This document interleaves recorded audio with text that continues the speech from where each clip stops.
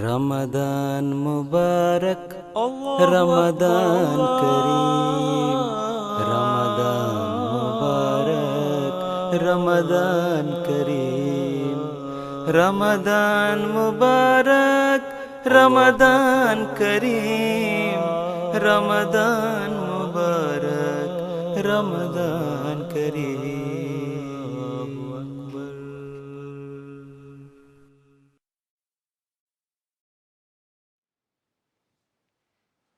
اللهم صل على محمد وعلى آل محمد كما صليت على إبراهيم وعلى آل إبراهيم إنك حميد مجيد. اللهم بارك على محمد وعلى آل محمد كما باركت على إبراهيم وعلى آل إبراهيم إنك حميد مجيد.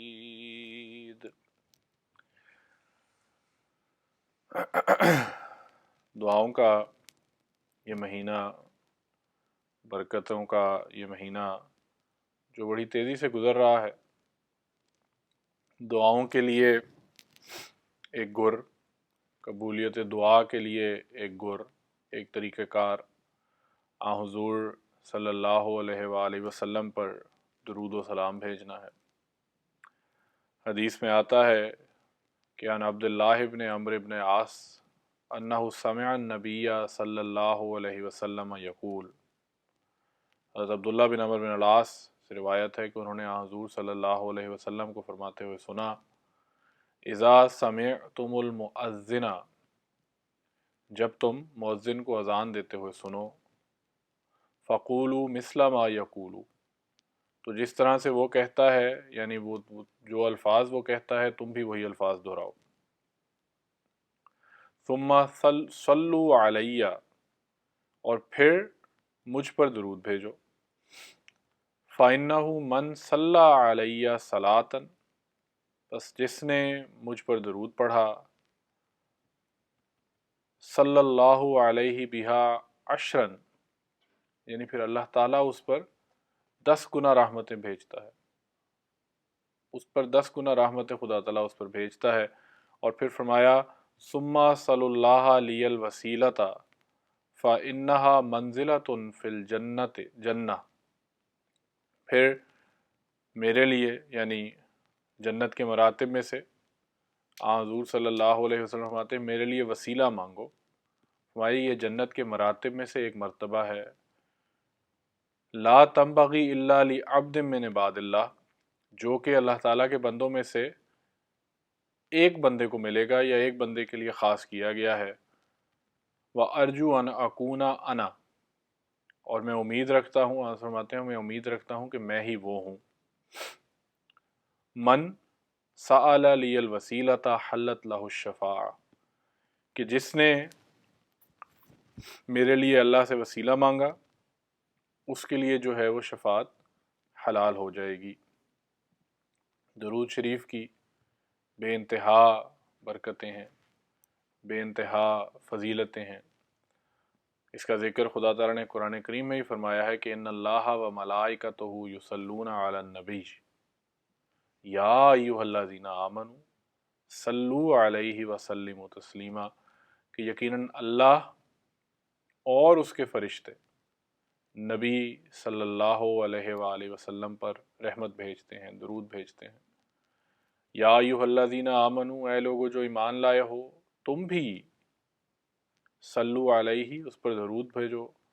وسلموا تسلیما، اور خوب خوب سلامتی بھیجو، بہت بہت سلامتی بھیجو، سلموا تسلیما، کثرت سے سلامتی بھیجو، کثرت سے درود بھیجو۔ تو یہ تو حکم ہے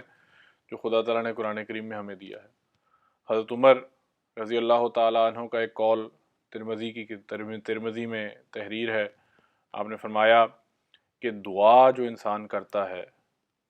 جو دعا ہم روزانہ کرتے ہیں، وہ آسمان اور زمین کے درمیان ٹھہر جاتی ہے، اوپر پوری کی پوری اللہ تعالیٰ کے حضور نہیں حاضر ہوتی، لیکن وہ ٹھہر جاتی ہے۔ اور جب تک تو اپنے نبی صلی اللہ علیہ وسلم پر درود نہ بھیجے، اس میں سے کوئی حصہ بھی اللہ تعالیٰ کے حضور پیش ہونے کے لیے اوپر نہیں جاتا۔ تو دعا کو خدا تعالیٰ کے حضور پہنچانے کا ایک ذریعہ ہے درود شریف۔ اس کو درود شریف کو پڑھنا، اس پر عمل کرنا اور اس کو جو ہے وہ پانا، یہ ایک ضروری امر ہے ایک دعا کو خدا تعالیٰ کے حضور پہنچانے کے لیے۔ تو اپنی دعاؤں میں انسان کو کثرت سے درود شریف پڑھنا چاہیے۔ حضرت مسیح موعود علیہ السلام فرماتے ہیں کہ حضرت صلی اللہ علیہ وآلہ وسلم کو کسی دوسرے کی دعا کی حاجت نہیں، لیکن اس میں ایک نہایت عمیق بھید ہے۔ جو شخص ذاتی محبت سے کسی کے لیے رحمت اور برکت چاہتا ہے، وہ بباعث علاقہ ذاتی محبت کے اس شخص کے وجود کی ایک جزو ہو جاتا ہے۔ پس جو فیضان مدعو لہو پر ہوتا ہے، وہی فیضان اس پر ہو جاتا ہے۔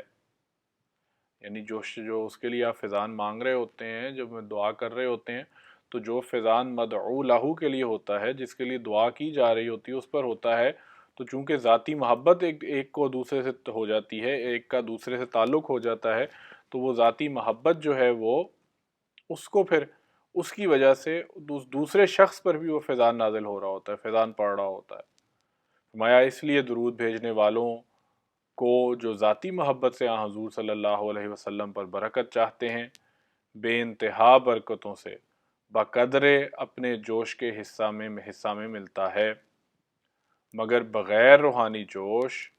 اور ذاتی محبت کے یہ فیضان بہت ہی کم ظاہر ہوتا ہے۔ اور ذاتی محبت کی یہ نشانی ہے کہ انسان نہ کبھی تھکے اور نہ کبھی ملول ہو اور نہ اغراض نفسانی کا دخل ہو، یعنی پھر اس میں تھکے نہیں، اس میں پھر کبھی بھی جو ہے وہ یہ نہ ہو کہ وہ تھکے، اور ذاتی محبت سے کرے۔ حضور صلی اللہ علیہ وسلم کے ساتھ محبت کے اظہار میں وہ یہ کرے، تو پھر خدا تعالیٰ بھی وہ برکتیں، وہ فضل، وہ نعمتیں اس شخص پر بھی نازل کر دے گا جو کہ حضور صلی اللہ علیہ وسلم کے لیے اس طرح سے دعا کر رہا ہوگا، آپ پر برکتیں بھیج رہا ہوگا۔ حضرت خلیفۃ المسیح الاول فرماتے ہیں درود بھی درد سے ہی نکلا ہوا ہے، یعنی خاص درد، سوز و گزار اور رکت سے خدا کے حضور التجا کرنی کے اے مولا، تو ہی ہماری طرف سے خاص انعامات اور مدارج حضور صلی اللہ علیہ وسلم کو عطا کر۔ ہم کر ہی کیا سکتے ہیں اور کس طرح سے آپ کے احسانات کا بدلہ دے سکتے ہیں، بجوز اس کے کہ تیرے ہی حضور میں التجا کریں کہ تو ہی آپ کو ان سچی محنتوں اور جانفشانیوں کا سچا بدلہ جو تو نے آپ کے واسطے مقرر کر رکھا ہے اور وعدہ کر رکھا ہے، وہ آپ کو عطا فرما۔ یہ طریقہ کار ہے یا یہ سوچ ہے جو درود کے پیچھے ہے کہ جس قدر احسانات حضور صلی اللہ علیہ وسلم کے انسانیت پہ ہیں، ہم پر ہیں، ان احسانات کو انسان سوچتے ہوئے خدا تعالیٰ کے حضور جھکے اور کہے کہ اے خدا، ہم تو کچھ نہیں کر سکتے، لیکن تو نے جو مقامات اور جو مراتب آپ کے لیے مقدر رکھے ہیں یا کیے رکھے ہیں، تو ان کو حضور صلی اللہ علیہ وسلم کو جلد عطا کر دے، جلد آپ کو پہنچ جائے۔ فرمایا کہ انسان جب اس رکت اور حضور قلب سے تڑپ سے گداز ہو کر آپ کے واسطے دعائیں کرتا ہے، تو حضرت صلی اللہ علیہ وسلم کے مدارج میں ترقی ہوتی ہے اور خاص رحمت کا نزول ہوتا ہے، اور پھر اس دعا گو درود خواں کے واسطے بھی اوپر سے رحمت کا نزول ہوتا ہے، اور ایک درود کے بدلے سے 10 گنا اجر اسے دیا جاتا ہے، کیونکہ حضرت صلی اللہ علیہ وسلم کی روح اس درد خواں اور آپ کی ترقی مدارج کے خواہاں سے خوش ہوتی ہے، اور اس خوشی کا یہ نتیجہ ہوتا ہے کہ اس کو 10 گنا اجر عطا کیا جاتا ہے۔ انبیاء کسی کا احسان اپنے ذمہ نہیں رکھتے. یعنی جب ہم درود بھیجتے ہیں حضور صلی اللہ علیہ وسلم پر اور آپ کے درجات کی بلندی کے لیے، تو پھر خدا تعالیٰ اس کے بدلے میں 10 گنا اجر عطا کرتا ہے. ہم تو ایک درود پڑھتے ہیں، لیکن خدا تعالیٰ اس کے بدلے میں 10 گنا اجر اور 10 گنا فضائل جو ہے وہ نازل فرماتا ہے. اور آج کل کے دور میں جبکہ آئے دن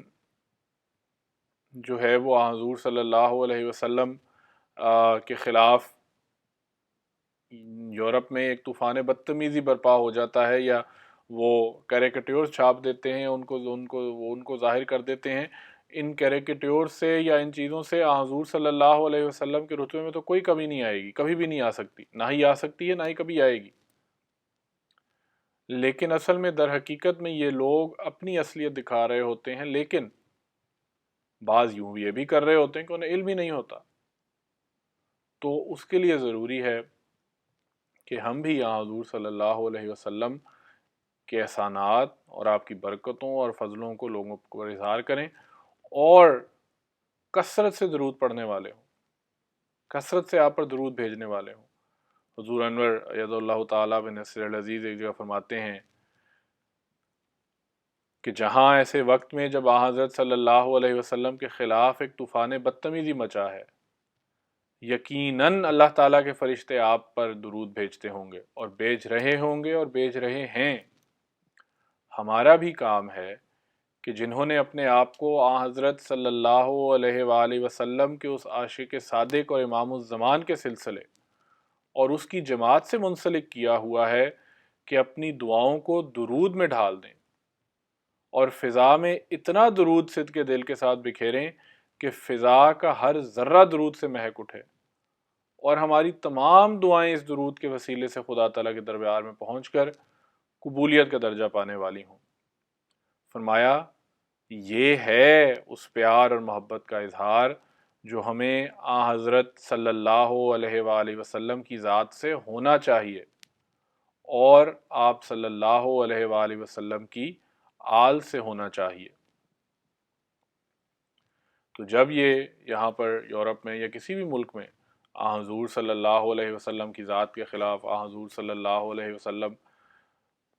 کی آل کے خلاف، امہات کے خلاف کوئی بھی اس طرح کا ہو، آئے چند دن پہلے یو کے میں ایک سکول نے آپ کے جو ہیں وہ دکھائے تھے، تو کوئی بھی اس طرح کا ذریعہ ہو جہاں اس کا جواب ہم دینے والے ہوں، وہاں ہم اور مزید کثرت سے درود شریف پڑھنے والے ہوں. اللہ تعالیٰ ہمیں اس کی توفیق عطا فرمائے، اور درود شریف کے ساتھ جو برکتیں ہیں، جو فضائل ہیں، ان کو ہم پانے والے ہوں. اللہ تعالیٰ اس رمضان میں ہماری دعاؤں کو قبول کرے، درود شریف کے صدقے ہماری دعاؤں کو قبول کرے، اور درود شریف کے ذریعے سے ہماری دعائیں خدا تعالیٰ کے دربار تک پہنچنے والی ہوں، خدا تعالیٰ کے حضور پہنچنے والی ہوں، اور اللہ تعالیٰ ان دعاؤں کو قبولیت کا جو ہے وہ رتبہ عطا کرے یا درجہ عطا کرے. اللہ تعالیٰ ہم سب کو توفیق عطا فرمائے کہ اس رمضان میں بھی